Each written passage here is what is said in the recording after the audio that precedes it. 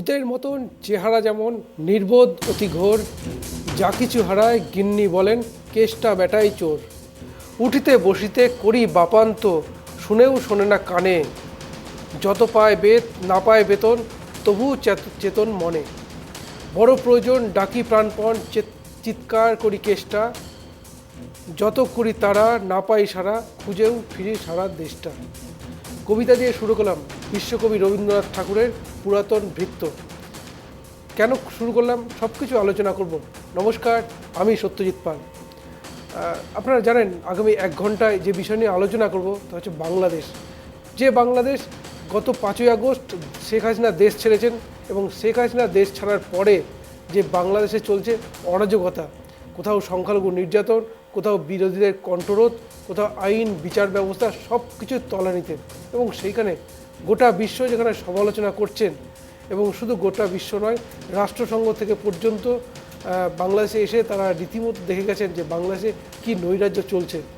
স্বাভাবিকভাবেই প্রশ্ন অনেকগুলো উঠে যায় যে মোহাম্মদ ইউনূস যিনি শান্তির জন্য নোবেল পুরস্কার পেয়েছিলেন, তিনি বাংলাদেশকে মৌলবাদীদের হাতে তুলে দিয়েছেন, আর যার ফলে সাধারণ মানুষ নির্বিকার করছেন, হাহাকার করছেন, কিন্তু ইউনূসের তাদের কোনো ভ্রুক্ষেপ নেই। তিনি গোটা বাংলাদেশে অর্থাৎ এই মৌলবাদীদের ভারত বিরোধী জিগির একটা তুলে রেখেছিলেন, যে ভারতের সঙ্গে যুদ্ধ করতে হবে, ভারতের সঙ্গে এইরকম একটা জিগির, যেখানে ভারত বিশ্বের 5th ইকোনমিক কান্ট্রি, কিন্তু সেই দেশের সঙ্গে যুদ্ধের একটা জিগির তুলে রেখেছেন মোহাম্মদ ইউনূস। তার কারণ তার ক্ষমতার লোভ, ক্ষমতা টিকে থাকার লোভ, আর যার ভিত্তিতেই যে কয়েক মাস অর্থাৎ গত 5ই আগস্ট দেশ ছেড়েছেন, সেখানে মার্চ মাস পর্যন্ত দীর্ঘ এক কথা বলে ভারতের জিগির তুলে এবার ইউনূস যেটা চাইছেন, প্রধানমন্ত্রী নরেন্দ্র মোদীর সঙ্গে বৈঠক করতে চাইছেন, আর সেটাও থাইল্যান্ডে।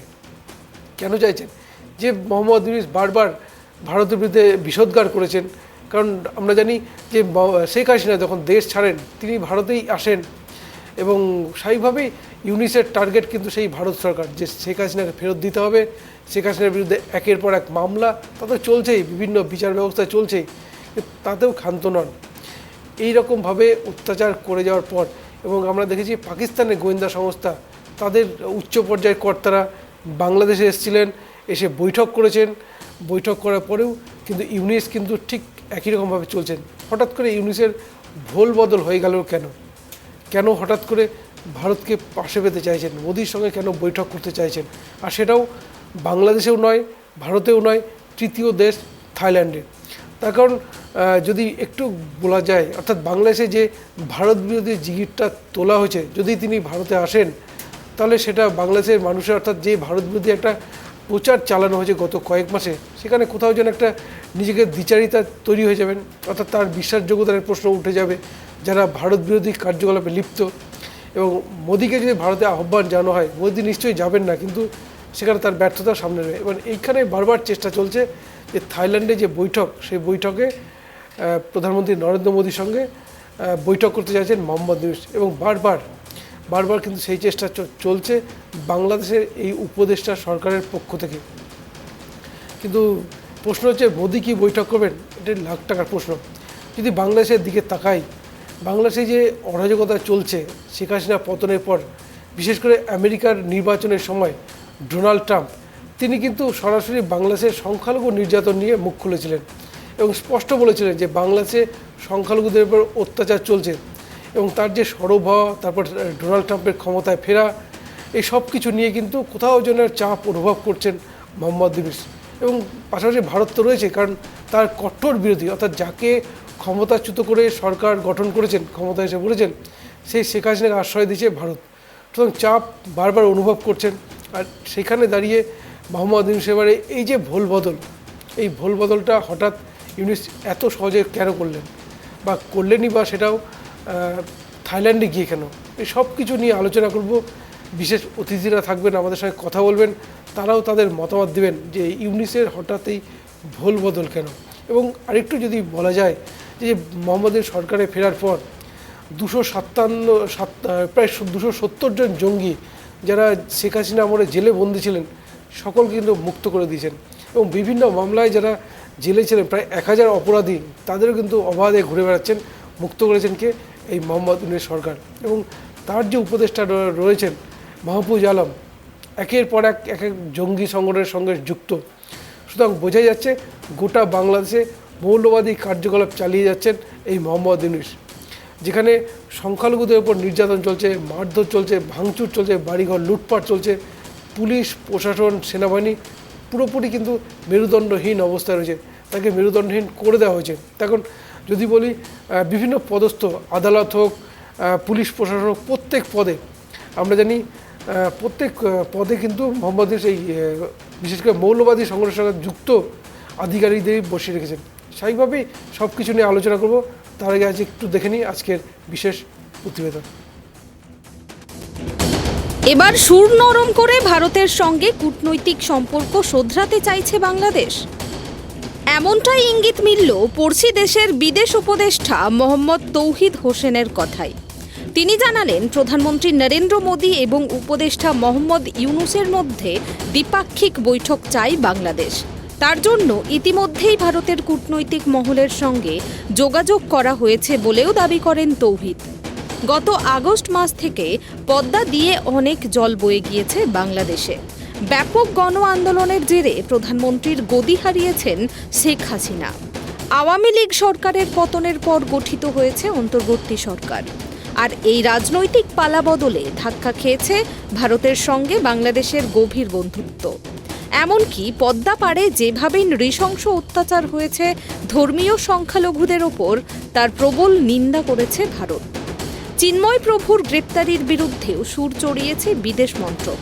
অশান্তির আবহে রাষ্ট্রসংঘের সাধারণ সভায় উপস্থিত ছিলেন মোদি ইউনূস।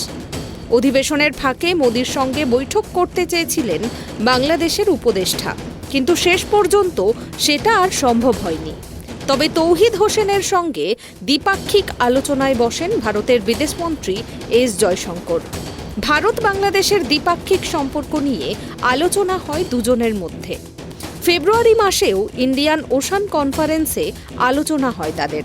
তবে তারপরেও দুই দেশের সম্পর্কে সেভাবে চোখে পড়ার মতো উন্নতি হয়নি। এবার সেই দূরত্ব ঘোচাতে চাইছে ইউনূস সরকার। সংবাদ সংস্থা এএনআইকে তৌহিদ জানিয়েছেন, ভারতের কাছে কূটনৈতিকভাবে আবেদন জানিয়েছি আমরা। বিমস্টেক সম্মেলন চলাকালীন দুই দেশের প্রধানের মধ্যে যেন একটি বৈঠক আয়োজন করা হয়, সেটাই আমরা চাই। এই নিয়ে ভারতের তরফে এখনো কোনো প্রতিক্রিয়া মেলেনি। উল্লেখ্য, আগামী মাসের 2 থেকে 4 তারিখ এই সম্মেলন চলবে ব্যাংককে। তার আগেই চীনের প্রেসিডেন্ট শি জিনপিংয়ের সঙ্গে বৈঠক করতে পারেন Yunus. Bureau report, tribe TV Bangla. দেখলেন আজকের বিশেষ প্রতিবেদন। এর প্রশ্ন হচ্ছে, মোদি কি বাংলাদেশের ডাকে সাড়া দেবেন, বা ভারতের বিদেশ মন্ত্রক তারাও কি সাড়া দেবে? এই প্রশ্ন নিয়ে কিন্তু আজকে আলোচনা করব। বিশেষ অতিথিরা তাদের মতামত দেবেন। আমাদের সঙ্গে ইতিমধ্যে যারা রয়েছেন তার সঙ্গে একটু পরিচয় করে দিই। রয়েছেন রাজনৈতিক বিশ্লেষক সৌমেন চক্রবর্তী। সৌমেনবাবু, আপনাকে স্বাগত জানাই। কংগ্রেস নেতা রতন বালা। রতনবাবু, আপনাকে স্বাগত জানাই। রয়েছেন বিজেপি নেত্রী রিমা ব্যানার্জি। রিমা দেবী, আপনাকে স্বাগত ট্রাইব টিভি বাংলায়। রিমা দেবী, আপনার কাছে প্রথমে আসি। গত কয়েক বছর ধরে কয়েক মাস ধরে 5ই আগস্ট শেখ হাসিনার পতন, এবং তারপরে যেখানে ভারত বিরোধী জিগির বারবার তোলা হয়েছে, এবং এখন বাংলাদেশের পক্ষ থেকে চাওয়া হচ্ছে যে মোদির সঙ্গে একটি বৈঠক। তো বাংলাদেশের এই ভুলবদলটা কেন, কি বলবেন? সকলকে নমস্কার জানাই। আপনি যে প্রতিবেদন দেখিয়েছেন সেই প্রতিবেদনকে নিয়ে আমি আগে একটুখানি জনসমক্ষে কয়েকটি কথা আগে জানাতে চাই। সেটা হচ্ছে যে আগামী 2রা এপ্রিল বে of Bengal initiative of multi sectoral technical and economical cooperation, তথাপি BIMSTEC, একটি সামিট যেটা গত 6 বছর ধরে হচ্ছে, এবং এটা দেখা গেছে যে আমাদের দক্ষিণ এবং দক্ষিণ পূর্ব এশিয়ার বিভক্ত যে 7টি দেশ রয়েছে, সেই 7টি দেশের মধ্যে এটা মানে হয়। এবং এর মধ্যে বাংলাদেশ আছে, ভারতবর্ষ আছে, মায়ানমার আছে, শ্রীলঙ্কা, থাইল্যান্ড, ভুটান এরা রয়েছে। এবং এই সামিটটার সর্বত্র কারণ হচ্ছে কিভাবে এই দেশগুলির যে ভৌগোলিক অবস্থান রয়েছে সেটাকে মাথায় রেখে তার মধ্যে ব্যবসা বাণিজ্য এবং নিজেদের দেশীয় সিকিউরিটি এবং এছাড়া আমাদের যত কালচারাল আদান প্রদান আছে সেটাকে আরো বেটার করা যেতে পারে, এবং নিজের দেশের ইকোনমিক স্ট্যান্ডার্ড কে কি করে আরো বেটার করা যেতে পারে, এবং এইটা নিয়ে এই গত 6 বছর ধরে এটা হয়ে আসছে। তাই উনি আলাদাভাবে ইউনুস যে ভারতবর্ষকে শুধু অ্যাপ্রোচ করেছে তা নয়, উল্টে আমি আপনার কাছে ব্যাপারটাকে এই দিক থেকেও দেখতে বলবো যে ব্যক্তিটি একটি সুবিধাবাদীর মতন অ্যাপ্রোচ। কারণ আপনি দেখুন, এই মাসের শেষে 28শে মার্চ উনি চাইনিজ প্রেসিডেন্টের সাথে দেখা করতে যাচ্ছেন, এবং আমরা জানি যে আমাদের ভারতবর্ষের সাথে তিস্তার জলপথ দিয়ে আমাদের চুক্তি একটা সিকিউরিটির বিশেষ কিছু অবস্থান নিয়ে কিন্তু আমরা এখনো ভুগছি, এবং সেটা কিন্তু এখনো একটা আলোচ্য বিষয় রয়েছে। এবং এই সামিটটি হওয়ার আগে তিনি চাইনিজ প্রেসিডেন্টের সাথে যে সমঝোতা বা যে মানে মিটিং এ যাচ্ছে, এটা আগামী দিনে ভারতবর্ষকে কোনো রকম ভাবে মানে কি বলবো, মানে সিকিউরিটির দিক থেকে হোক বা আগামী দিনে এটা যে কোনো একটা যুদ্ধের প্রতিনিধি হিসাবে উনি যাচ্ছেন না চায়নাতে, সেটা আমরা জানি না এই মুহূর্তে। যদিও আমরা কিছুদিন আগে দেখেছি যে চাইনিজ প্রেসিডেন্ট আমাদের নিজেদেরই বলেছে যে উনি কিন্তু কোনো না কোনো ভাবে মোদিজির অবশিষ্ট যিনি ফরেন ডেলিগেটস এর যে কথাগুলো উনি বলেছেন সেগুলোকে তিনি সম্মতি জানান। তবুও আমি বলবো এখানে আরেকটা নজির আপনার সামনে রাখার আমি চেষ্টা করব। 2023-24 আমি ওটা সংখ্যা আপনার সামনে রাখবো, কারণ আপনার এই চ্যানেলে সর্বত্রভাবে সব ভাষী রাই শুনছে এবং দেখছে, তাই জন্য ফিগার্স গুলো আমি ইংরাজি মাধ্যমে রাখলাম। যে আহ, এই যে বাণিজ্য, ফুটওয়্যার বাণিজ্যর মধ্যে আমরা দেখছি 70 মিলিয়ন মার্কিন ডলার। তারপরে আমরা জামা কাপড় তথাপি টেক্সটাইলে যদি আসি, 149 million dollar above. Vegetable oil, যেটা আমরা জানি যে আমাদের এখান থেকে মানে তারা সংগ্রহের ক্ষেত্রে হয়, 66.67 মিলিয়ন ডলার, মানে মার্কিন ডলার। এইটা তারা বাণিজ্যের স্কোপ আমাদের ভারতবর্ষে তারা পেয়েছে, যে পেয়েছে, ঠিক। অর্থনৈতিক লাভ তারা পেয়েছে। এবং শুধু একদম। তাই নয়, ভারতবর্ষ থেকে এখানে জুট, লেদার, সি ফুড আরো নানান রকম জিনিস কিন্তু আমাদের থেকে এখানে বাণিজ্য হয়ে আসছে। এবং হয়ে আসছে। অবশিষ্ট যে কথাটা না বললেই নয়, যেখানে ভারতবর্ষ আজকে সত্যি একটা বিশাল, মানে আমাদের মতন এরকম একটা দেশে আমরা কোনোদিন ভাবতেই পারিনি যে ইউপিআই এর মতন একটি বিষয় একটা সাধারণ মানুষের কাছে পৌঁছে যাবে। এটি সত্যি রাজনৈতিক স্তর থেকে বেরিয়ে এসে বলবো, একটা দেশীয় ডেভেলপমেন্টের জায়গা থেকে এটা একটা নজির রাখার মতন। এবং ইতিমধ্যে যদি বাংলাদেশের এই সমস্যা দেখা না দিত, তাহলে ডিজিটাল ইন্টিগ্রেশনের কিন্তু বেশ অনেকটা দূর আলোচনায় বাংলাদেশ এবং ভারতবর্ষ ছিল, যেটি বর্তমানে স্থগিত রয়েছে। তো আমার ঠিক। বিশ্বাস যে এই সামিটে বাংলাদেশ আবার জানে যে তাদের অস্তিত্বটাই ভারতবর্ষের জন্য, এবং সেইটারই কোন নজির রাখতে তিনি এই মিটিং এর কথা বলেছেন। বেশ বেশ, একদম নেই। একটু শোভনবাবুর কাছে যাই। শোভনবাবু, শুনলেন রিমা দেবী কী বললেন। প্রশ্ন হচ্ছে মোহাম্মদ ইউনিস তিনি সরকারে বসার পর তিনি সহ তার উপদেষ্টারা বারবার ভারত বিরোধী নানান মন্তব্য, কলকাতা দখল আমরা তো দেখেছি, সেভেন সিস্টার্স দখল, হঠাৎ করে গেল কোথায় এই আওয়াজগুলো, কি বলবেন? যেভাবে শুরু আসলে করেছিলেন। যেটা বলছি, প্রতিনিয়তই আমরা জানি যে যে বিশ্ব তথা এই আমাদের সার্ক যে নেশনগুলো ক্ষেত্রে ইউনিফাইড হওয়া বা এখানে উন্নয়নের যে ডাক দীর্ঘদিন ধরে ভারত মূলত নেতৃত্ব দিচ্ছিল, সেখানে দাঁড়িয়ে আমরা কিন্তু সার্কের সেই সফলতা আমরা এই দক্ষিণ এশিয়ার কোন রাষ্ট্রই ঘরে তুলতে পারিনি। যেভাবে আমরা দেখেছি ইউরোপীয় ইউনিয়ন অনেকাংশে সফল হয়েছে, সফল একদম। কিন্তু সার্কের এই বিফলতার কারণ হিসাবে যে বৈদেশিক যে অভিমুখটা ছিল এতদিন, যে পাকিস্তান এবং ভারতবর্ষে সম্পর্কের ভালো মন্দের ওপর নির্ভর করত যে সার্কের ভবিষ্যৎ, সেই অভিমুখটা কিন্তু মনে রাখতে হবে। বিগত যে ঘটনা প্রবাহ, সেখানে আমরা পাকিস্তানের নিজ রাষ্ট্রের মধ্যে যে বিপন্নতা দেখতে পাচ্ছি, রাষ্ট্রীয় সার্বভৌমিকতার অখণ্ডতার প্রশ্নে যে বিপন্নতা, নাগরিকদের সুযোগ সুবিধা প্রদানের ক্ষেত্রে যে বিপন্নতা, সেই বিপন্নতার শিকার পাকিস্তান, এবং যে কথাগুলো বাংলাদেশ যার ছাওয়ায় দাঁড়িয়ে বা যার ছাতির তলায় দাঁড়িয়ে বলেছিল, সেই পাকিস্তান দেখা যাচ্ছে তাদের সেই ছায়া জায়গাটা অনেকটাই আজ বিলুপ্ত। তারা নিজেরাই বিপন্ন। সেখানে দাঁড়িয়ে বাংলাদেশ ক্রাইসিসটায় এখানে আরেক পরিত্রাতা হিসাবে ধরতে চাইছিল চায়নাকে, কিন্তু দেখা যায় চায়নার যে ভৌগোলিক রাজনীতিক দূরত্ব, সেখানে দাঁড়িয়ে বা ভারতবর্ষের সঙ্গে বাংলাদেশের বর্ডার স্টেট হিসাবে যে ভূগোলটা রচনা হয়েছে, সেই ভূগোলে মনে রাখতে হবে অনেকটা কিন্তু দেখা যায় 90% হচ্ছে যে বর্ডার দিয়ে ভারতবর্ষ ঘিরে রেখেছে, স্থল জল চারদিক দিয়ে। সেখানে দাঁড়িয়ে ভারতের যে আজকে পৃথিবীর বিশ্বের স্তরে উত্থান, সেখানে ভারতকে অস্বীকার করলে কার্যত তাদের অবস্থাও পাকিস্তানের একই রকম ভাবে সেই বিপন্নতা দেশের আরেকটা বলা যায় সংখ্যায় পরিণত হবে। দ্বিতীয়ত একটা প্রশ্ন যে আমি আজকে প্রারম্ভিক পর্বের আলোচনায় আমার বক্তব্য শেষ করছি, সেটা হচ্ছে ক্ষমতা অর্জন করে যে ধর্মীয় মৌলবাদের ভাবাবেগ চড়িয়ে একটা জাতি, একটা মানুষকে কিছুদিন মাতিয়ে রাখা যায়, কিন্তু বেশিক্ষণ ধরে সেই ডিউরেশনটা বেশিক্ষণ ধরে দীর্ঘস্থায়ী হয় না।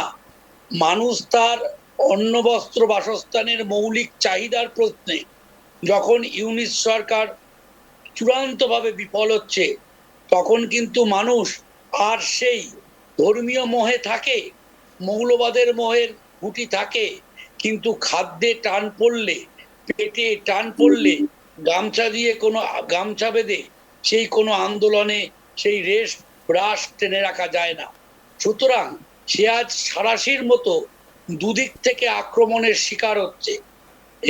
এর ফলেই সে বাধ্য হচ্ছে ছল চাতুরির আশ্রয় নিয়ে ভেগ ধরে কিভাবে আবার ভারতের কাছ থেকে কিছু সুবিধা আদায় করে নেওয়া যায়। ঠিক ঠিক, এটাই হচ্ছে তার এই মুহূর্তে স্ট্র্যাটেজিক কৌশলগত অবস্থান বলে আমি মনে করি। ঠিক ঠিক, একদম। আমরা দেখলাম সত্যি প্রথম থেকে বাংলাদেশ যেভাবে শুরু করেছিল, যে না জানি ছোট্ট একটা দেশ, এবং ভারত যেভাবে সহনশীলতা দেখিয়েছে, সেটা দেখেও কখনো বাংলাদেশ নিজেদের অস্তিত্বটা বুঝতে পারেনি যে তারা কোথায় রয়েছে ভারতের তুলনায়। একটু রতনবাবুর কাছে আসি। রতনবাবু, শুনলেন তো আপনি, রিমা দেবীও বললেন, সোমেনবাবুও বললেন। প্রশ্ন হচ্ছে বাংলাদেশের প্রধান উপদেষ্টা মোহাম্মদ ইউনিস, বিশেষ করে যে কথা বলা চলে, তিনি যেভাবে ভারত বিরুদ্ধে শুরু করেছিলেন, সুতরাং তার পক্ষে ভারতে আসলে তার বিরুদ্ধে একটা সেন্টিমেন্ট তৈরি হবে। আর সেখানেও কি স্যার কৌশল যে থাইল্যান্ডে গিয়ে দেখা করতে চাইছেন প্রধানমন্ত্রী নরেন্দ্র মোদীর সঙ্গে। তো মোহাম্মদ ইউনিস এই যে এইরকম সুবিধাবাদী কতদিন চালাবেন এগুলো এইসব? খুব শুভ সন্ধ্যা সতেজ বাবু, টাইপ টিভি চ্যানেলে আপনারা শুভ যারা সন্ধ্যা, আছেন হ্যাঁ। প্রত্যেককে শুভ সন্ধ্যা। খুব ভালো মানে শুনলাম আর সৌমেন বাবু যেভাবে ব্যাখ্যা করলেন, সত্যি অসাধারণ। মানে বিপন্নতার শিকার বাংলাদেশ, হ্যাঁ, কিছুদিন ধর্মের বা জিগির দিয়ে মাতিয়ে রাখা যায়। আমার মানে যে কথাগুলো বলতাম, সোমেন বাবু সুন্দরভাবে সেগুলো ব্যাখ্যা করেছেন। আমি জানি না উনি একটু বললে একটু ভালো হতো। আজকে বেশি আমাদের বলার জায়গা নাই, যেহেতু দেখুন আমরা রাজনীতির কথা বলি বিভিন্ন, কিন্তু আজকে যে বিষয়টি রেখেছেন যে আজকে বাংলাদেশের ইউনিট সরকার, তিনি এখন বুঝতে পেরেছেন, তিনি এখন চাচ্ছেন ভারতবর্ষের সাথে একটা সম্পর্ক তৈরি করতে এবং তার বিনিময়ে কিছু মানে করতে। যেটা প্রথমে একটা কথাই বলে যে ওই বলে না যে ঠেলায় না পড়লে বিড়াল গাছে ওঠে না, হ্যাঁ, গাধা জল খায় ঘুলিয়েই খায়। তো আজকে বাংলাদেশের পরিস্থিতি ঠিক সেই জায়গায় দাঁড়িয়েছে। দেখুন, বাংলাদেশের যিনি মানে ইউনিস যিনি আছেন, তিনি এর আগে বারবার বলেছেন উনি তো নির্বাচিত কোনো মানে সরকারের প্রধান নন। ওনার একটা মনে ইচ্ছা স্বপ্ন ছিল, দীর্ঘদিন ধরে ওনার হয়তো মনের মধ্যে একটা ছিল যে যেন তেন প্রকারে বাংলাদেশের ক্ষমতায় উনি কোনো না কোনোদিন ভাবে আসবেন। কারণ বাংলাদেশের এই ঘটনা মানে সেনা অভ্যুত্থান বলুন বা জনরোষের ভিত্তিতে এর আগেও কিন্তু অনেক সময় সেনারা কিন্তু তার সেনা অভ্যুত্থানের ফলে কিন্তু বাংলাদেশের শাসন কার্য পরিচালনা হয়েছে। কিন্তু ঠিক, ঠিক। এখানটাতে যেই যেই আমাদের যে কথা বলার জায়গাটা সত্যজিৎ বাবু, সেটা হচ্ছে একটা একটা বিপুল পরিমাণের একটা মানুষ যারা আমরা হিন্দু সম্প্রদায়ের মানুষ থাকি ওই দেশে তারা হচ্ছে সংখ্যালঘু। আমরা আজকে বাংলাদেশ নিয়ে আরো বেশি ভাবে বলছি এই কারণেই যে দেখুন আমরা পশ্চিম বাংলার মানুষ, আমরা যেরকম বাঙালি পাশাপাশি একটা কিন্তু প্রতিবেশী রাষ্ট্র সেটাও বাঙালিদের, সেখানেও বাঙালিদের বাস। ভাষাগত তো সেই অনেক মিল রয়েছে ভাষাগত বলুন বা সাংস্কৃতিকগত বলুন সব সমস্ত দিক দিয়ে ক্ষেত্রে কিন্তু একটা সব আমাদের দিকে মধ্যে মিল মিল আছে। মিল তাই আছে। সেখানে একটা অস্থিরতার পরিবেশ সৃষ্টি হলে আমাদের কিন্তু খারাপ লাগে। খারাপ তো লাগে। সেরকম সেই পরিস্থিতিতে কিন্তু আমরা কিন্তু সবচেয়ে আরো বেশি খারাপ লাগছে যে ওখানে যে সমস্ত সংখ্যালঘু সম্প্রদায়ের মানুষ আছেন এবং উদারপন্থী যে সমস্ত বুদ্ধিজীবী মানুষ আছেন, প্রত্যেক মানুষের উপরে যেভাবে আক্রোশ নেমে এসেছিল আসবো বা একটু এসেছে রতনবাবু, আমরা আমাদের দেখেছি। হ্যাঁ, একটু গৌরাঙ্গবাবুর সাথে পরিচয়। গৌরাঙ্গবাবু, আপনাকে টাইটেল বাংলায় স্বাগত জানাই। বেশ, বলুন রতনবাবু। যেভাবে মানে মানে ওখানে যেই পরিস্থিতি তৈরি হয়েছিল সেখান থেকে আজকে সোমেন বাবু খুব সুন্দর বললেন যে আজকে ওদের রুজি রুটিতে বলুন পেটে খিদে, শোনেন পেটে খিদে আর আর বড় বড় কিছু চিন্তা ভাবনা এটা কিন্তু আসে না। আগে পেটে যদি কিছু না পড়ে তাহলে এসব চিন্তা ভাবনা আসে না। কিন্তু উনি যেই স্বপ্ন দেখিয়েছিল যে একটা জাতিগত বিদ্বেষ বা একটা মৌলবাদী জিগির দেখিয়ে আপনি যেটা বললেন 270 জন জঙ্গিকে মুক্তি দিয়ে দিয়েছে। আজকে আপনাদের এই চ্যানেলেও কোথাও মানে মানে দেখেছি আপনারা প্রোগ্রাম করেছিলেন যে পাকিস্তানে বড় মাপের জঙ্গি তারা মারা গেছেন, কারা মেরেছে তারা বুঝতে হাফিজ পারছেন না। শহীদ, হাফিজ শহীদ, হ্যাঁ, হাফিজ শহীদ, হ্যাঁ, তিনি একটা আতঙ্কবাদী, তিনি মারা গেছেন এবং আবু সেখানকার কাতেল, সঙ্গে আছে আবু হ্যাঁ কাতেল। পাকিস্তানি সেনারা বলছে আমরা মানিনি কে মেরেছে। তো এই যে যে সমস্ত ধরুন দীর্ঘদিন ধরে তো এসব চলে না, তবু একটা কথা না বললেই নয় সত্যজিৎ বাবু। 1975 সালে বঙ্গবন্ধু নিহত হবার পর খালেদ মোশাররফ আর হচ্ছে জিয়াউর রহমান তাদের মধ্যে একটা দ্বন্দ্ব চলে ক্ষমতা দখল নিয়ে। তখন ঢাকা রেডিও স্টেশন ছিল জিয়াউর রহমানের দখলে, সেনাবাহিনীদের দখলে। সেখানে কিন্তু খালেদ মোশাররফ তিনি কিন্তু সেই জায়গায় যখন দখল নিতে যান তখন কিন্তু জিয়াউর রহমানের সৈন্যরা তারা কিন্তু হাত তুলে স্যালেন্ডার করে দেয়। এবার হ্যাঁ, যখন স্যালেন্ডার করে নেয় তখন কিন্তু খালেদ মোশাররফ হোসেন সেই জায়গা কিন্তু দখল নিয়ে নেয়। ঠিক 3 দিন যেতে না যেতেই খালেদ মোশাররফ হোসেন কিন্তু মারা যায়। মারা যাওয়ার পরে কিন্তু আবার জিয়াউর হোসেন তিনি কিন্তু আবার সেই রেডিও স্টেশনকে দখল নেওয়ার জন্য যখন যায় তখন কিন্তু তারা আবার কিন্তু হাত তুলে স্যালেন্ডার হয়ে যায় আগের পক্ষ। তো এই যে স্যালেন্ডার হয়ে যাওয়ার ফলে তখন সেখানে একজন প্রশ্ন করেছিল এক হাবুলদারকে যে আপনারা একটা সেনাবাহিনীতে কাজ করেন, আপনারা সৈনিক, আপনারা সাদা পতাকা দেখিয়ে স্যালেন্ডার হয়ে যাচ্ছেন, আপনারা না সৈন্য, আপনাদের তো যুদ্ধ করা উচিত, অন্তত পক্ষে কিছুটা অন্তত পক্ষে লড়াই করা উচিত, আপনারা এত তাড়াতাড়ি স্যালেন্ডার করে নিলেন। তখন তার উত্তরে তিনি বলেছিলেন যে আমাগো জীবনের দাম নাই। সৈন্যটা বলেছিল আমাগো জীবনের দাম নাই। দেখুন জীবনের দাম, আর এই জিনিসটা কিন্তু দেখুন বারবার সামনে আসছে, যেখানে যে যারা রয়েছে সমবয়করা, বিশেষ করে বৈষম্য বিরোধী ছাত্র আন্দোলনের নেতারা, তারা যে ভারত বিরোধী জিগির হোক বা হিন্দু বিরোধী যেগুলো উস্কানিগুলো বক্তব্য দিচ্ছেন, প্রোটেকশন দিচ্ছে কে বাংলাদেশের পুলিশ, বাংলাদেশ সেনাবাহিনী। তো এই আপনি যে মেরুদণ্ডহীনতার মতো কথাটা বললেন, এটা মিলে যায় তো, যেখানে এরা তো কোনো নির্বাচিত সরকারে নন, এরা তো কিন্তু নির্বাচিত সরকার না, তাহলে এদেরকে কেন আজকে দেখুন শেখ মুজিবুর রহমান একটা নেতৃত্ব যে পরাধীন দেশকে স্বাধীন করেছে। স্বাধীনতা আন্দোলন কি থেকে শুরু করেছিল? পাঁচ লাঠি দিয়ে তারা প্রথম স্বাধীনতা আন্দোলন শুরু করেছিল। 7ই মার্চ যে ভাষণটা দিয়েছিল জাতিকে জাগিয়েছিল, সেই জাতি একত্রিত হয়ে দেশকে স্বাধীন করেছে। আর স্বাধীন দেশে হওয়ার পর কে একজন কোনোদিন জনগণের সেবা করলো না, কোনোদিন মানুষের সাথে মিশলো না, কোনোদিন মানুষের সেবা করলো না, শুধুমাত্র একটা ছাত্র আন্দোলন কেন্দ্র করে তিনি ক্ষমতায় চলে এলো। কিন্তু যেটা আপনার প্রশ্ন রেখেছিলেন যে মোদি যাবে কি যাবে না, দেখুন সেটা তো আমাদের মতো একটা এত বড় দেশ, সেখানটাতে রুবি ম্যাডাম বলছিলেন একটা কথা যে ওই ওদের দেশে আমাদের দেশ থেকে অনেক কিছু পাঠানো হয়। তো ওই দেশের যিনি আছেন তিনি বলেছেন যে ভারতবর্ষ থেকে কিন্তু ব্যবসায়িক সম্পর্ক কিন্তু আগের থেকে অনেক উন্নত হয়েছে। ওই দেশের এক সাংবাদিকে বলেছেন, শফিউল আলম, তিনি উপদেষ্টা, তিনি বলছেন ভারতের সাথে তাদের ব্যবসায়িক সম্পর্ক যথেষ্ট ভালো, কিন্তু পাসপোর্টগত কিছু সম্পর্ক, মানে এক দেশ থেকে আরেক দেশে যাতায়াতের সম্পর্ক খানিকটা কিন্তু একটু সমস্যার মধ্যে আছে। তো আমরা মনে করি সত্যজিৎ বাবু, দেখুন, যত তাড়াতাড়ি বাংলাদেশ স্বাধীনতা ফিরে আসুক, বাংলাদেশ মানে আবার শান্তি ফিরে আসুক, এটা আমরা জনগণের দ্বারা নির্বাচিত সরকার বসুক। একদম একদম। আজকে তো তর্ক বিতর্কের কোনো জায়গা নাই। আপনি যে প্রসঙ্গটা রেখেছেন, আমাদের দেশের প্রধানমন্ত্রীর সাথে প্রতিবেশী দেশের রাষ্ট্রপ্রধান তারা দেখা করবে, তারা সাক্ষাৎ করবে, তারা আলোচনা করবে, তারা নিরাপত্তা নিয়েও আলোচনা করবে, তারা অনুপ্রবেশ নিয়ে আলোচনা করবে, ব্যবসা বাণিজ্য নিয়ে আলোচনা করবে। যেরকম দেখুন, পাকিস্তান আমাদের শত্রু দেশ, কিন্তু আপনি সতীশ বাবু জেনে রাখবেন পাকিস্তানের সাথে কিন্তু আমাদের ব্যবসায়িক সম্পর্ক আছে। প্রচুর আমরা জিনিসপত্র পাকিস্তানকে পাঠাই, চীন থেকেও আমাদের দেশে অনেক জিনিসপত্র আছে, হ্যাঁ, এগুলো আছে। যাই হোক, আমি বেশি বলবো না, আজকে সোমেন বাবু বলুক, আমরা একটু শুনি। সোমেন বাবুর কথা খুব ভালো লাগছে। ঠিক আছে সত্যজিৎ বাবু। বেশ, গৌরাঙ্গবাবু, গৌরাঙ্গবাবুর যোগাযোগ বিচ্ছিন্ন হয়েছে মনে হচ্ছে।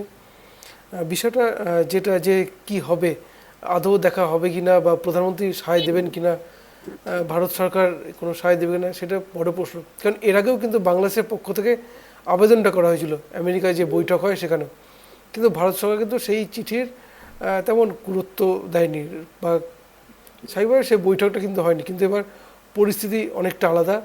ভারত বিরোধী জিগির থেকে কিন্তু অনেকটা সরে এসছেন এই ইউনিসের সরকার।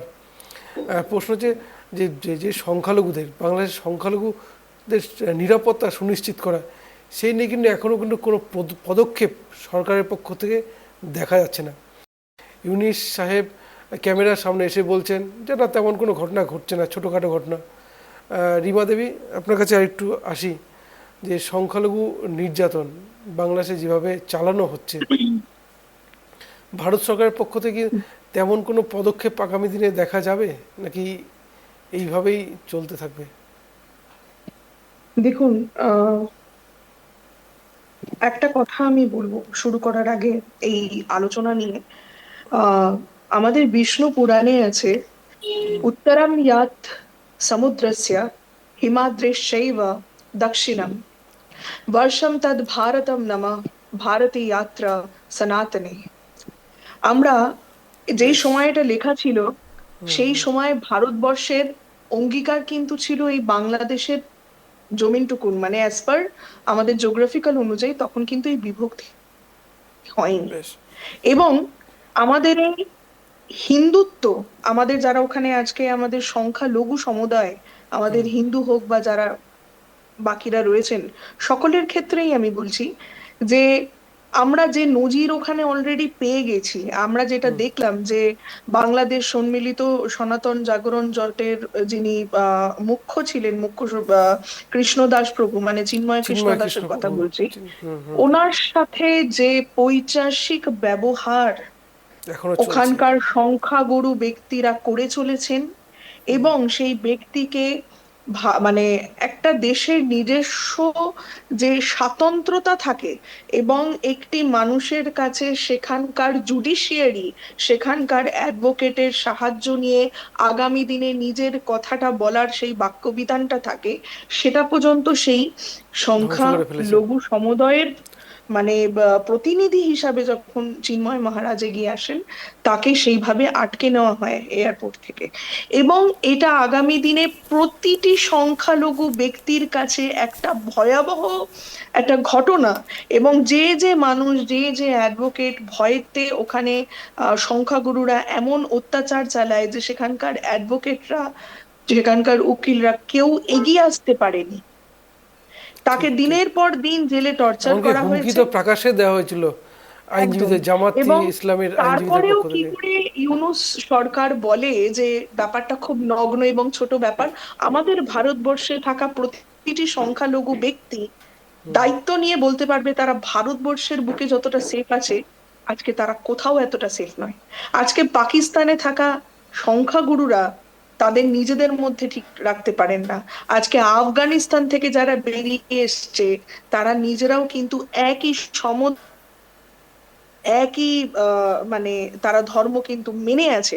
আপনি দেখুন, বাইরেও আজকে যখন আমরা বারবার দেখেছি যে হিন্দুরা কিন্তু কোনোদিনও গিয়ে নিজের থেকে কাউকে অ্যাটাক করেনি বা অত্যাচার করেনি। আজকে যে ঘটনাটা ঘটেছে, যেখানে আজকে আহ আহ রতনদাও এক্ষুনি বললেন যে আহ আমরা এখানে বাঙালি, আমাদের আবেগ, আমাদের এখনো বাংলাদেশে আমাদের পৈতৃক জায়গা থেকে, আমি নিজে বাঙাল, আমার নিজের পারিবারিক ক্ষেত্রে সেখানে আমরা শুনে এসেছি যে আমাদের ওখানে ভিটে ভিটে বাড়ি ছিল।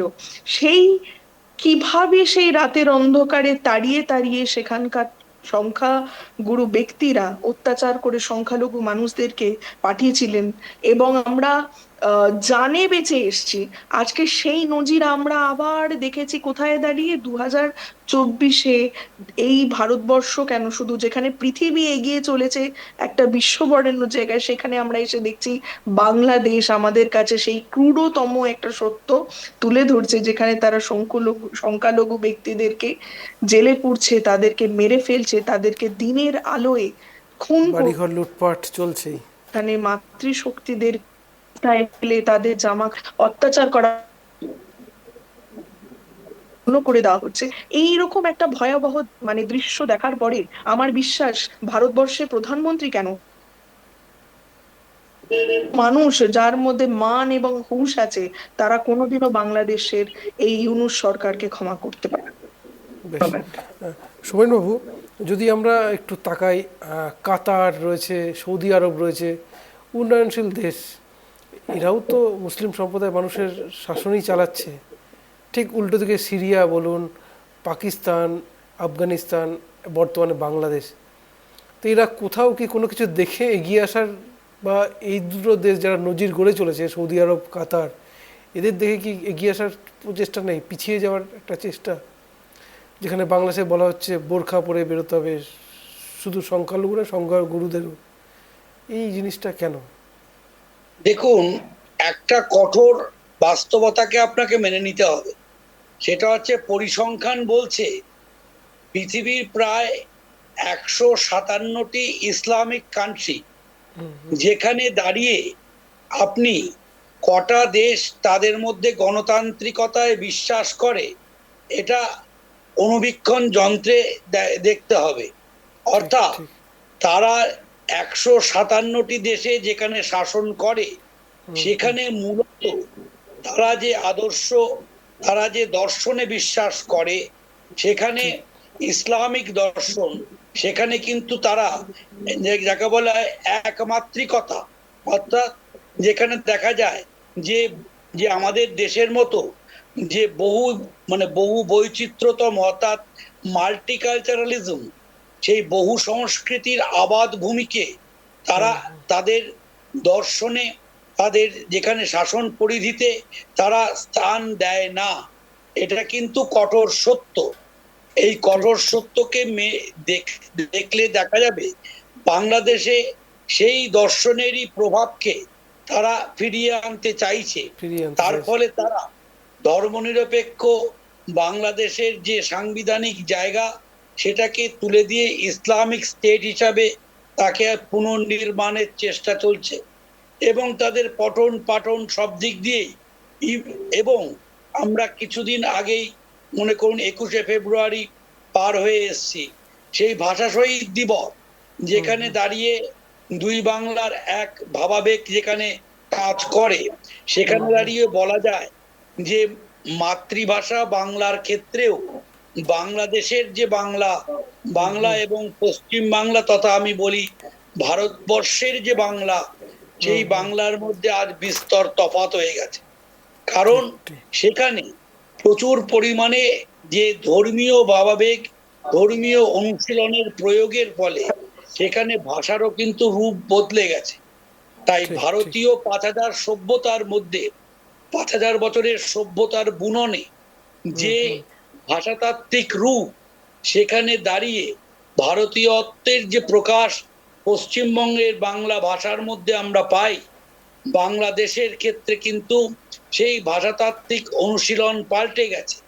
তাই বলা যায় বাংলাদেশের যে প্রতিবেশী রাষ্ট্র হিসাবে তাদের সেখানে দাঁড়িয়ে সংখ্যালঘু হিন্দু অস্তিত্বের আর যে বিপন্নতা, সেখানে দাঁড়িয়ে ভারত রাষ্ট্রের উচিত আজকে যে জায়গাটায় পৌঁছেছে, আপোষ রফার জায়গায় আসতে চাইছে বাংলাদেশের রাষ্ট্রপ্রধান বা রাষ্ট্রজোট, সেখানে তাদের অসহায়তার এইখানে যে ঘরে বাইরে উভয় দিক থেকে তারা চাপের সম্মুখীন, কিন্তু এটা সম্পূর্ণ তাদের ভেগ।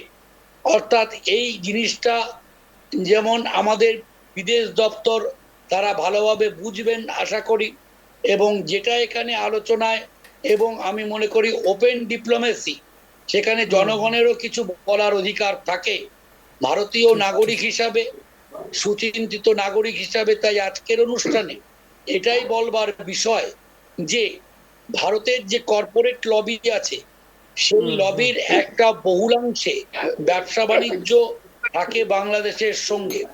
অর্থাৎ এখানে ভারতীয় কর্পোরেট লবির চাপ, সেটাকে প্রাধান্য দেবেন রাষ্ট্র, নাকি কেন্দ্রীয় সরকার সেখানে সংখ্যালঘু হিন্দুদের যে বিপন্নতা, সেই বিপন্নতাকে ফার্স্ট প্রায়োরিটি দেবে? এই দুটো সংঘাতের ক্ষেত্রে কেন্দ্রীয় সরকার কোন পথটা বেছে নেয়, সেটা কিন্তু আমাদের পর্যবেক্ষক হিসাবে মিডিয়া চ্যানেলগুলোরও সেদিকে দেখার এবং বোঝার বিষয় হয়ে দাঁড়াবে। কারণ 21st century, the century of open diplomacy. ঠিক ঠিক। একটু গৌরাঙ্গবাবুর কাছে আসে। গৌরাঙ্গবাবু, আপনি যোগাযোগ বিচ্ছিন্ন হয়ে গেছিলো মাঝখানে, যে বাংলাদেশের যে পরিস্থিতি সবই আমাদের জানা, কয়েক মাস থেকে আমরা দেখছি। 5ই আগস্ট দেশ ছেড়েছেন শেখ হাসিনা। প্রশ্ন হচ্ছে, যদি বাংলাদেশের এই যে সংখ্যালঘু নির্যাতন যেভাবে চলছে, প্রশ্ন হচ্ছে যে আমার রাজ্য পশ্চিমবঙ্গের কথা বলি, যে অনেকটা মিল রয়েছে বাংলাদেশের সঙ্গে। তো এইখানে দাঁড়িয়ে বাংলাদেশের বর্তমান পরিস্থিতিতে ভারতবর্ষের ক্ষেত্রে যে সমস্যা তৈরি হচ্ছে বারবার করে, বিশেষ করে পশ্চিমবাংলার যে মিলটা রয়েছে, তো এখানে প্রধানমন্ত্রীর সঙ্গে বৈঠক করতে যাচ্ছেন ডক্টর ইউনূস। ভারতের পক্ষ থেকে কোন স্ট্র্যাটেজিতে এগোনো উচিত বলে আপনার মনে হয়? দেখুন, বাংলাদেশে এখন গৃহযুদ্ধের পরিস্থিতি তৈরি হয়েছে। বাংলাদেশের সাধারণ মানুষ পর্যন্ত, যে মানুষ প্রথমে ডক্টর ইউনূসকে স্বাগত এনেছিলেন, তারপরে বাংলাদেশে যে ধরনের মারামারি, খুন, ধর্ষণ, রাহাজানি অবস্থা, মৌলবাদ, সন্ত্রাসবাদ এবং পাকিস্তানকে সাথে নিয়ে একটা কনফিডেন্স আনার চেষ্টা, তাতে বাংলাদেশের অর্থনীতি আজকে বিপন্ন। আজকে না আমেরিকার সাহায্য পাচ্ছে, না ভারতবর্ষের সাহায্যের উপর দিয়েই এতদিন চাল, ডাল, নুন থেকে শুরু করে বিভিন্ন অর্থনৈতিক সাহায্য, গমের উপর দিয়ে বাংলাদেশ টিকে ছিল পরবর্তী সময় থেকে, এবং বিভিন্ন দিক থেকে প্রোটেক্টেড বাংলাদেশ, এবং বাংলাদেশ উন্নয়নশীল প্রগতিশীল বাংলাদেশ দেশ ছিল। বিশ্ব ক্ষুধার সূচকে অনেক সুন্দর জায়গাও কমে যাচ্ছিল।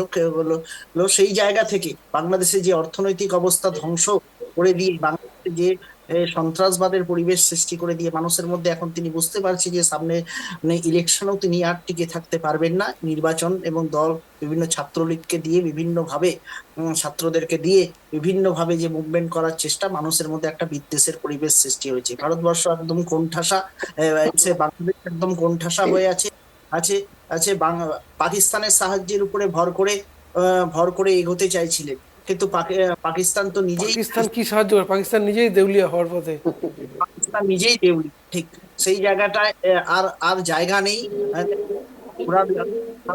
এখানে। সেই জন্য শেষে শরণাগত ভারতবর্ষের শরণাগত হতে যাচ্ছে।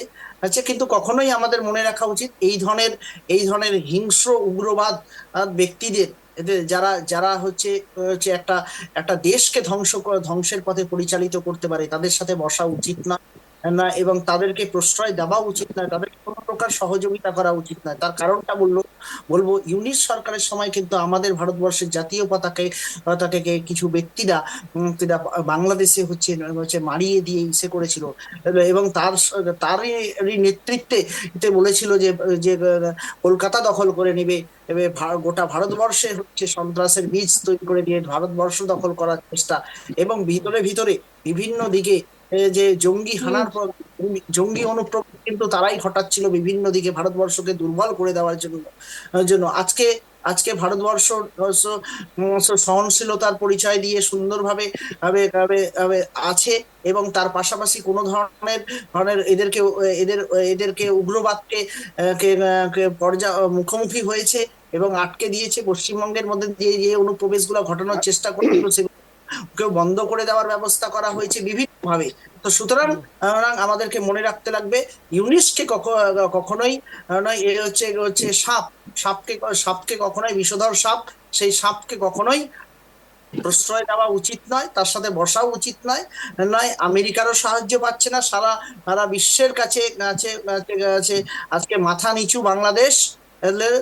এটাকে জন্য নির্বাচন করে ওখানে শেখ হাসিনার মতোই ব্যক্তিত্বদের সাথে বসা উচিত এবং তাদের নিয়ে তাকে বাংলাদেশে শাসন ক্ষমতা দেওয়া উচিত, আমার যেটা মনে হয়। সতীশ বাবু, বেশ, সতীশবাবু, আমি আপনার কাছে একটা- যাব আমি একটু বলে নিই বিষয়টা। যেটা বলবো যে এই যে সোমেনবাবু একটা খুব সুন্দর ব্যাখ্যা করলেন যে ইসলামিক কান্ট্রিগুলো অনুবীক্ষণ যন্ত্রতে খুঁজতে হয় যে কোথাও গণতন্ত্র আছে। তো হ্যাঁ, ওই ব্যাপারে। সেইখানেই আপনার কাছে একটু যাব যে তাহলে হ্যাঁ, হ্যাঁ, আমাদের দেশেও আমরা ভোট ব্যাংক হিসেবে ব্যবহারের বিষয়টি দেখছি। না, সোমেন এতটা বাবুর কথা ভরসা কেন? প্রসঙ্গেই বলবো আর কি। বলুন। হ্যাঁ, সোমেন বাবু একটা ভালো কথা বলেছেন যে ইসলামিক কান্ট্রিগুলোতে আমরা দেখেছি ওদের ধর্মীয় ব্যাপারটা একটা খুব কাজ করে, সেইভাবেই তারা রাষ্ট্র পরিচালনা করার চেষ্টা করে। দুই একটা আপনি যেটা বললেন সৌদি আরব বা যারা উন্নত কয়েকটা দেশ আছে তারা কিন্তু সেখানে কিন্তু আমরা এরকম দৃশ্য খুব কম দেখতে পাই। এখানে ব্যাপার হচ্ছে যে আমাদের যেরকম ধরুন যে চুন খেয়ে মুখ পুড়লে দই দেখলেও ভয় লাগে সতীশ বাবু, কারণ আমাদের মনে আছে যে আপনার যখন অটল বিহারী বাজপেয়ী ছিলেন প্রধানমন্ত্রী, তখন তিনি কিন্তু পাকিস্তানের ডাকে কিন্তু একটা বন্ধুত্বালী একটা একটা একটা বৈঠকে কিন্তু গিয়েছিলেন, মানে বন্ধুত্বালী মানে বন্ধু সম্পর্কে। কিন্তু পরক্ষণে দেখা গেল যখন ওখানে বৈঠক চলছে আর সেখানে কিন্তু আমরা কাশ্মীরে দেখছি আতঙ্কবাদী হামলা হচ্ছে।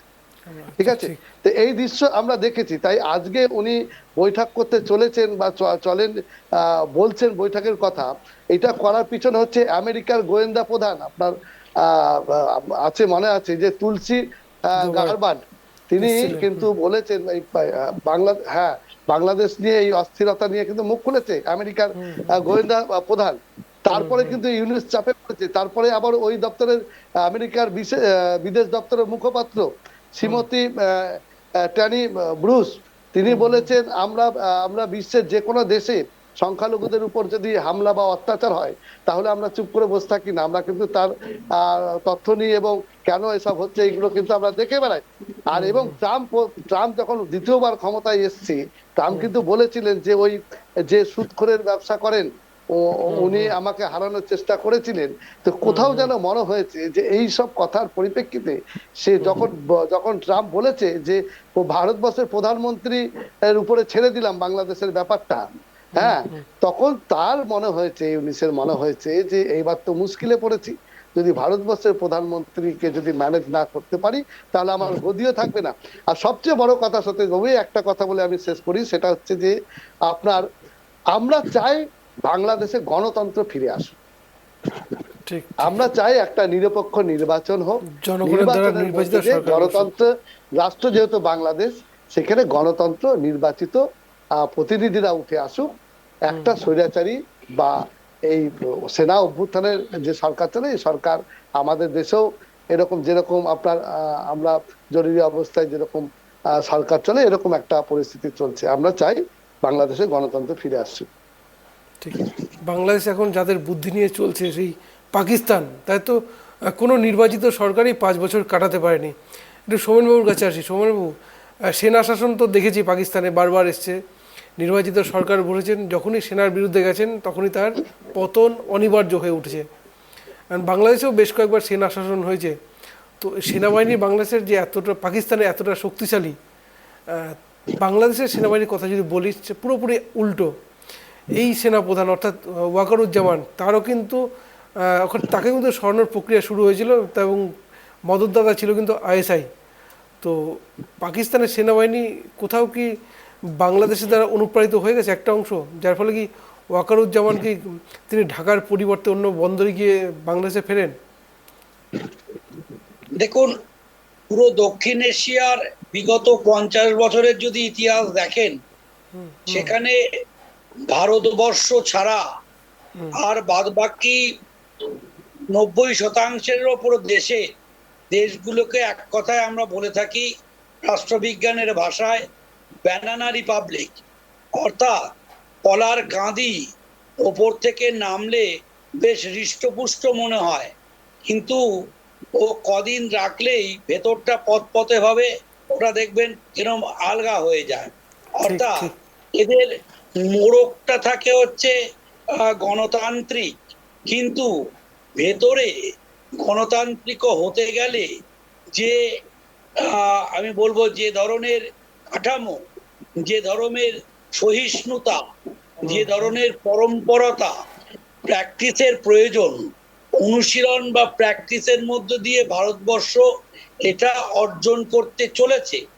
ভারতবর্ষ ব্রিটিশরা ছেড়ে যাওয়ার পরে বলা হয় আজ আমরা পঠন পাঠনে উচ্চশিক্ষায় ভারতবর্ষের ক্ষেত্রে ইউজিসির যে সিলেবাস, সেখানে দেখতে পাচ্ছি যেখানে বলা হচ্ছে আমরা ছেড়ে আসছি যে ইউরোপীয় পঠন পাঠন, অর্থাৎ ইউরোপের দৃষ্টি দিয়ে আমরা ভারতের ইতিহাস নির্মাণ, ভারতকে দেখার চেষ্টা করতাম, সেখান থেকে ভারতীয় গণতন্ত্রকে দেখতাম।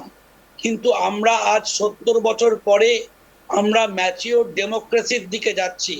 আমাদের দেশে বিভিন্ন অসুবিধা আছে, বিভিন্ন ক্ষোভ বিক্ষোভ আছে, কেন্দ্র রাজ্য সংঘাত আছে, রাজ্যে রাজ্যে সংঘাত আছে, কিন্তু তার মধ্যেও যেটা আছে, 72 বছর অতিক্রান্ত হওয়ার পর সোভিয়েত ইউনিয়ন 70 বছরে ভেঙে যায়, কিন্তু 72 বছর অতিক্রান্ত হওয়ার পরেও ভারতবর্ষ অখণ্ড এবং অধিক শক্তিশালী হয়ে আজ বিশ্বের বুকে দাঁড়িয়েছে।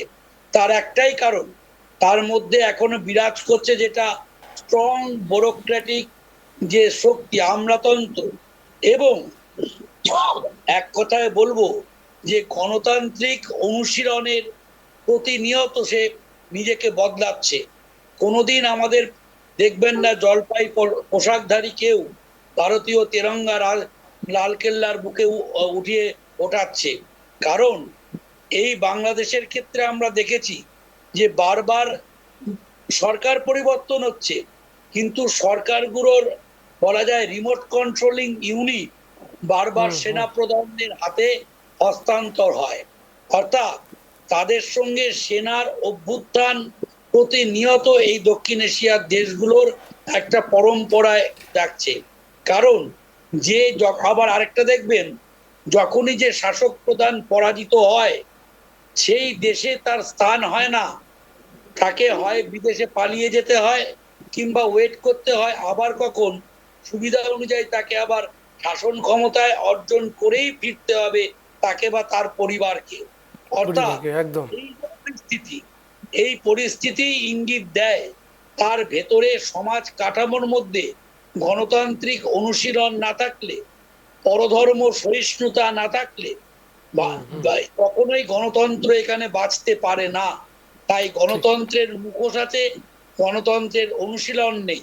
তাই বাংলাদেশের যে পরিস্থিতির এখন শিকার, সেখানে দাঁড়িয়ে ভারত রাষ্ট্র যেখানে দাঁড়িয়ে আছে বৃহত্তম গণতান্ত্রিক দেশ হিসাবে দক্ষিণ এশিয়া, সেখানে ভারতের আশু কর্তব্য হচ্ছে বাংলাদেশকে স্যাটেলাইট স্টেট হিসাবে দেখে এখানে গণতন্ত্রের অনুশীলনকে ফিরিয়ে আনার জন্য যতটা সম্ভব তাদের সার্বভৌমিকতাকে বজায় রেখেই সেই অনুযায়ী তার ডিপ্লোমেসিকে ত্বরান্বিত করা। ঠিক ঠিক একদম। আমরা একদম অনুষ্ঠানের শেষ পর্যায়ে চলে এসেছি। যেটা প্রত্যেকের কথায় একটা জিনিস উঠে আসছে যে জনগণের দ্বারা নির্বাচিত সরকার বসুক বাংলাদেশে। প্রধানমন্ত্রী নরেন্দ্র মোদীর সঙ্গে বৈঠক হবে কি না, বৈঠক হলেই যে বাংলাদেশে গণতন্ত্র ফিরবে তা নয়, ফিরবে তখনই যখন জনগণ নিজের মতে সরকার প্রতিষ্ঠিত করবেন। প্রত্যেকে 1 মিনিট করে সময় দেব। একটু রতনবাবুর কাছে আসি।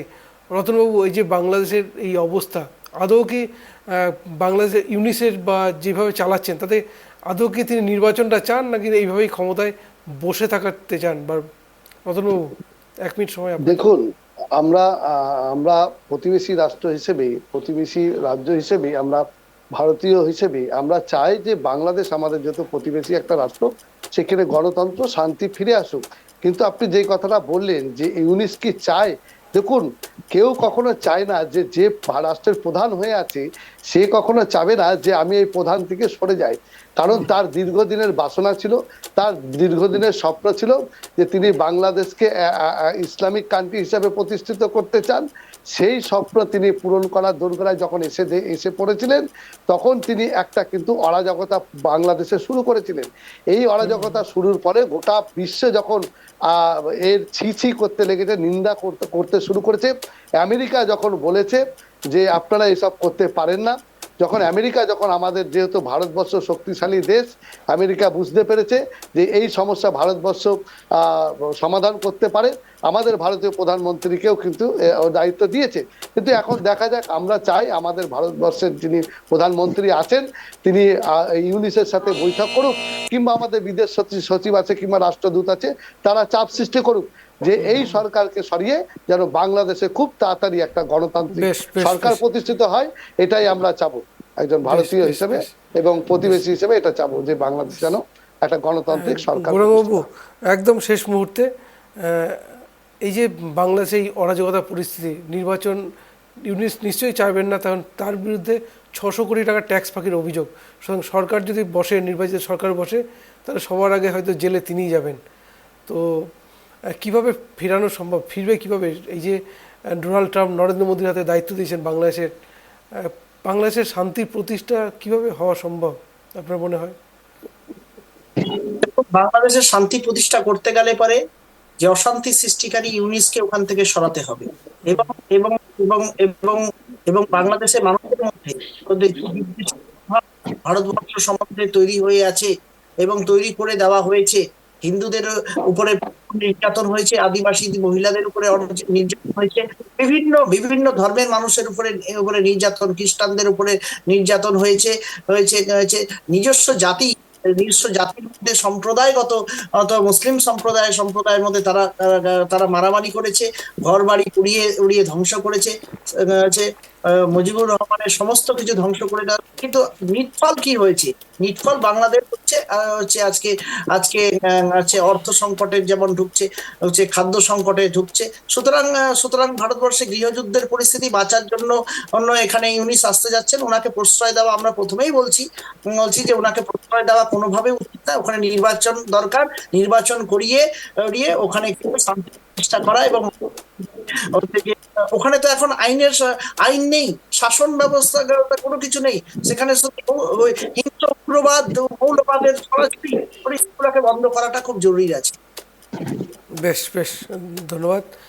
শোভনবাবু, প্রশ্ন হচ্ছে, এই বাংলাদেশ স্বাধীন হয়েছিল কিন্তু ভারতের সমর্থনে, এবং সেইখানে দাঁড়িয়ে এই বাংলাদেশে ভারত বিরোধী এতটা প্রচার, এতটা প্রোপাগান্ডা ছড়ানো কি সম্ভব?